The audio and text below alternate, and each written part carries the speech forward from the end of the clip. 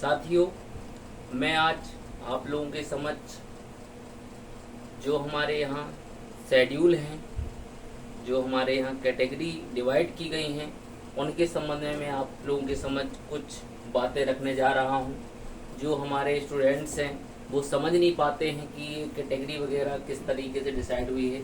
जैसा कि आप लोग जान रहे हैं कि कोई भी जॉब्स है या कोई भी नौकरी आती है, कोई पोस्ट आती है, तो उसके लिए रिजर्व पोस्ट, अनरिजर्व पोस्ट जो है वो डिसाइड रहती है। तो साथ ही साथ SC ST OBC भी इस प्रकार से डिसाइड किया गया है। तो पहले मैं आप लोगों के समझ बताने का प्रयास करने जा रहा हूँ कि जो शेड्यूल ये बनाया गया है ये किस टाइप से। देखिए, जनरली जो हमारा, जैसे कि आप लोगों को मालूम है, 15 अगस्त 1947 को हमारा देश आज़ाद हुआ। इससे पहले हमारा देश गुलाम था। गुलामी की वजह से जो है यहाँ के जो लोग हैं, भारत देश के लोग हैं, यहाँ पर गुलाम होने की वजह से, इन पर शासन होने की वजह से यहाँ पर जो यहाँ के लोग थे उन्हें गुलाम बना के रखा गया। उन्हें शिक्षा से वंचित किया गया, उन्हें रोजगार से वंचित किया गया, उन्हें एक जीवन जीने के जो साधन थे उनसे भी वंचित किया गया। तो इस वजह से ऐसे लोग, जो मुख्य धारा है, जो विकास की मुख्य धारा है, इस मुख्य धारा से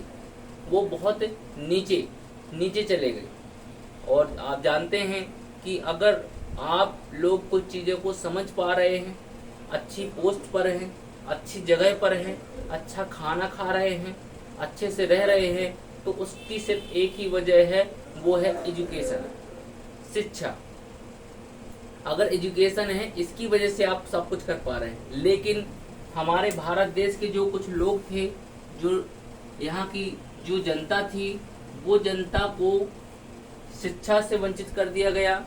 व्यवसाय से, रोजगार से वंचित कर दिया गया, जिसकी वजह से ये जो जनता है, जो पब्लिक है,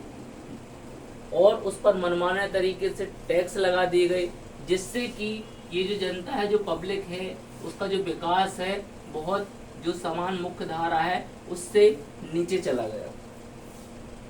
अब जो विकास की जो धारा है, जो चल रही है, जो समान तरीके से, वो यहाँ पर लोगों को रहना चाहिए, लेकिन शिक्षा, एजुकेशन की वजह से, ना होने की वजह से, उनको वंचित करने की वजह से वो समान मुख्य धारा से नीचे आ गए। तो जब हमारा देश आज़ाद हुआ, तो देश आज़ाद जब हुआ तो यहाँ हमारे संविधान बनाने वाले लोगों ने, जो बहुत विद्वान लोग थे, महापुरुष लोग थे, उन्होंने कि जब देश हमारा आज़ाद हुआ है तो आज़ाद होने पर केवल जो जिनके पास पैसा है, संपत्ति है, बड़े लोग हैं, संपन्न लोग हैं, समृद्ध लोग हैं, केवल वो लोग आज़ाद नहीं हुए, बल्कि जो यहाँ पर नीचे दबे कुचले, शोषित, वंचित, दलित, पीड़ित लोग हैं, अल्पसंख्यक लोग हैं, वो लोग भी आज़ाद हुए। इसलिए ऐसे जो दबे कुचले, शोषित, पीड़ित, वंचित लोग हैं, उनको भी जो समाज की जो मुख्य विकास की धारा है वहां पर लाना उनका भी हक है। उनको भी हक अधिकार है कि वो भी एक आम व्यक्ति की तरह, एक सामान्य व्यक्ति की तरह वो भी अपना जीवन जी सके। तो सामान्य व्यक्ति की तरह जीवन जीने के लिए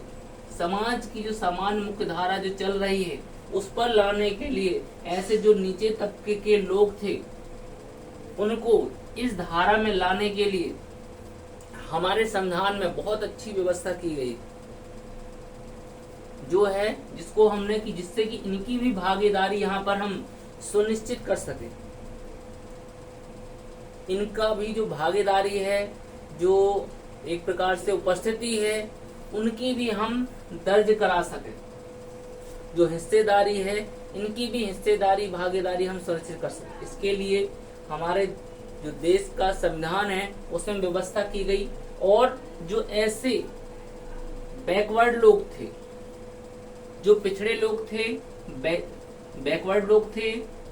उनको मुख्य धारा में लाने के लिए एक शेड्यूल तैयार किया गया, अनुसूचियां तैयार की गई। तो जो पहली अनुसूची तैयार की गई थी, उस सूची का नाम था शेड्यूल कास्ट, यानी जो पहली जो लिस्ट बनाई गई थी, जो सूची तैयार की गई थी उस सूची का नाम था शेड्यूल कास्ट। अब इस शेड्यूल कास्ट में ऐसे लोग जो दबे कुचले शोषित हैं, जिन्होंने अपने आप को आइडेंटिफाई कराया, अपने आप को पहचान दर्शित कराई कि हम इस कास्ट को बिलोंग करते हैं, हम इस समुदाय से आते हैं, हम इस कम्युनिटी से आते हैं और हमारे साथ इस प्रकार से अन्याय अत्याचार हो रहा है, तो ऐसे लोगों को इस शेड्यूल में उनका नाम डाला गया। तो इस प्रकार से जो लिस्ट बनाई गई, पहली लिस्ट वो थी शेड्यूल कास्ट की, यानी जो ऐसे जो बैकवर्ड लोग हैं, जो पिछड़े लोग हैं, जिन्होंने अपने आप को घोषित किया, अपने आप की पहचान कराई कि हमारे साथ अन्याय अत्याचार शोषित हो रहा है, हमें समाज की मुख्य धारा में जीने का अवसर नहीं मिल रहा है, ऐसे लोगों की लिस्ट बनाई गई जो थी शेड्यूल कास्ट की। इसके बाद ऐसे लोग जो थोड़ा सा सामान्य लोगों से हट करके एक ट्राइबल एरिया में रह रहे थे, जो समाज से हट करके दूर दराज जंगलों में रह रहे थे, ट्राइबल एरिया में रह रहे थे, तो ऐसे लोगों के लिए, ऐसे आइडेंटिफाई करने के लिए एक और लिस्ट बनाई गई जिसका नाम था ST1, ST category, schedule tribes. तो शेड्यूल जो ट्राइबल एरिया में रह रहे थे वहां पर लोगों को आइडेंटिफाई किया गया, पहचान की गई, पहचान कराने के बाद उनकी एक लिस्ट तैयार की गई और ऐसी जो लिस्ट बनाई गई ट्राइबल एरिया की, ऐसी जो लिस्ट है उसे हम बोलते हैं शेड्यूल ट्राइब्स, अनुसूचित जनजाति।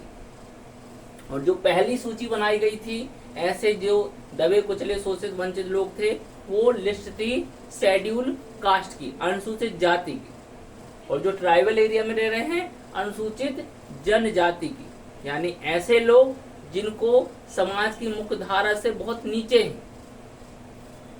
इसके बाद एक और तीसरी लिस्ट तैयार की गई जिनमें ऐसे लोग जो अपने आप को ना तो शेड्यूल कास्ट में आइडेंटिफाई करा पाए, ना ही शेड्यूल ट्राइब्स में अपने आप को आइडेंटिफाई करा पाए कि हम भी शोषित हैं, हम भी पीड़ित हैं, हम भी वंचित हैं, हमें भी समाज की मुख्य धारा में भागीदारी, हमारी हिस्सेदारी नहीं है। क्योंकि हमारा देश आजाद हुआ तो जो हमारी भी प्रतिनिधि, हमारी भी हिस्सेदारी, भागीदारी होनी चाहिए, हमारा भी वहां पर प्रतिनिधित्व नहीं है, हम भी पीड़ित। तो ऐसे जो लोग बच गए थे जिनका नाम शेड्यूल कास्ट में नहीं था, ऐसे जो बैकवर्ड लोग थे जो जिनका नाम शेड्यूल ट्राइब्स में नहीं था, तो ऐसे लोगों के लिए एक और तीसरी लिस्ट तैयार की गई जिसका नाम था OBC, अदर बैकवर्ड क्लास। और ऐसे जो बचे हुए लोग थे जिनके साथ भी शोषण हो रहा था, अन्याय अत्याचार हो रहा था, वो भी उनके समाज की मुख्य धारा में जोड़ने के लिए उनके भी हिस्सेदारी, भागीदारी नहीं थी, तो उनके भी हिस्सेदारी, भागीदारी सुनिश्चित करने के लिए जो तीसरी लिस्ट बनाई गई, उस लिस्ट में ऐसे जो बचे हुए लोग थे, जो पिछड़े लोग थे, ऐसे लोगों को ऐसी तीसरी लिस्ट में बना करके उनका नाम एंटर किया गया, उनको आइडेंटिफाई किया गया, उनकी पहचान सुनिश्चित की गई। तो इस प्रकार से हमारे समक्ष जो ऐसे पिछड़े लोग थे, दबे कुचले लोग थे, शोषित वंचित अल्पसंख्यक लोग थे, ऐसे लोगों के लिए जो लिस्ट तैयार की गई, तो 3 तरह की लिस्ट तैयार की गई। पहली जो लिस्ट थी शेड्यूल कास्ट की, दूसरी जो लिस्ट तैयार की गई थी शेड्यूल ट्राइब्स की, और जो ऐसे बैकवर्ड पिछड़े लोग जो दबे कुचले शोषित थे जिनका नाम SC कैटेगरी में नहीं था, ST कैटेगरी में नहीं था, उनके लिए तीसरी लिस्ट में बनाई गई बाद में, जो थी अदर बैकवर्ड क्लास की। तो इस प्रकार से जो बैकवर्ड क्लास है, जो पिछड़े लोग हैं, उन लोगों की जो लिस्ट तैयार की गई थी वो 3 तरह की थी। इस प्रकार से ऐसे लोगों के लिए, अब ये पिछड़े लोग हैं, अब सूची में नाम अंकित हो गया, तो केवल सूची में नाम अंकित होने से काम चलने वाला नहीं था। अब इनके लिए कोई रूल्स रेगुलेशन होने चाहिए थे, इनको किस तरीके से इनकी भागीदारी, इनकी हिस्सेदारी सुनिश्चित कर सकें। इसके लिए हमारे संविधान में हिस्सेदारी, भागीदारी सुनिश्चित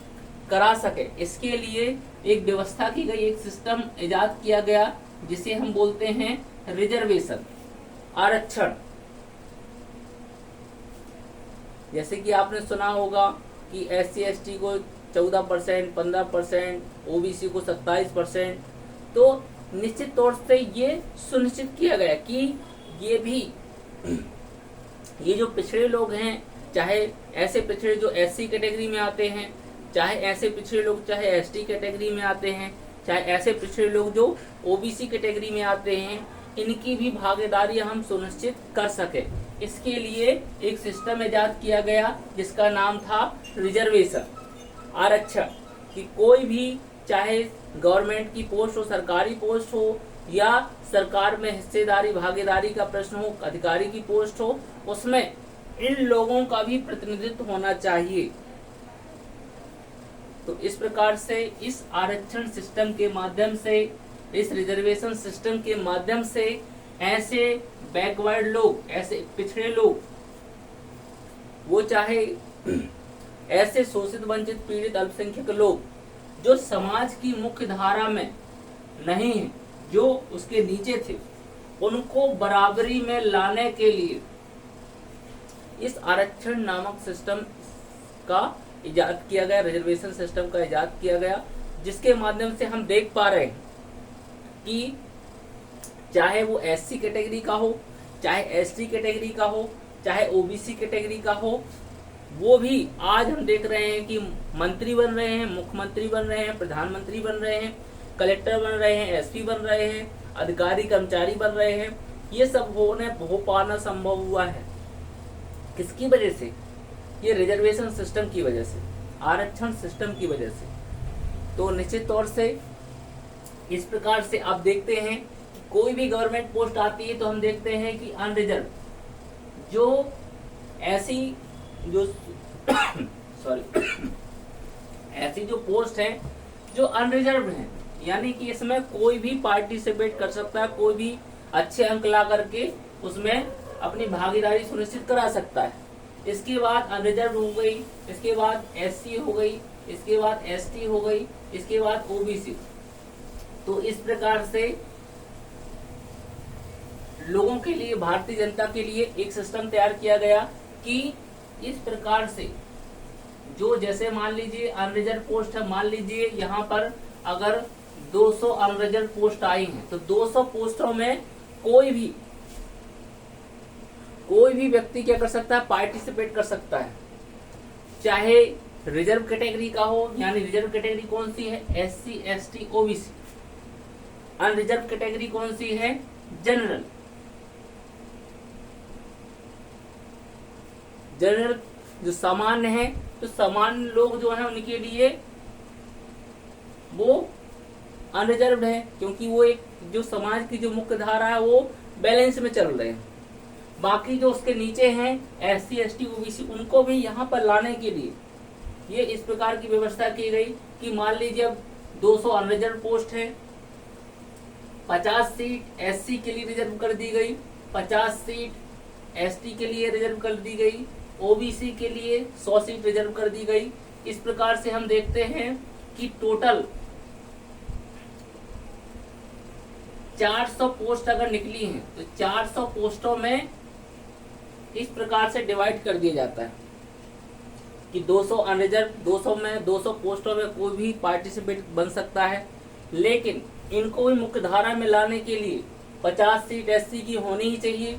50 सीट ST की होनी चाहिए, OBC की 100 सीट होनी चाहिए। इससे होगा ये कि अब कम से कम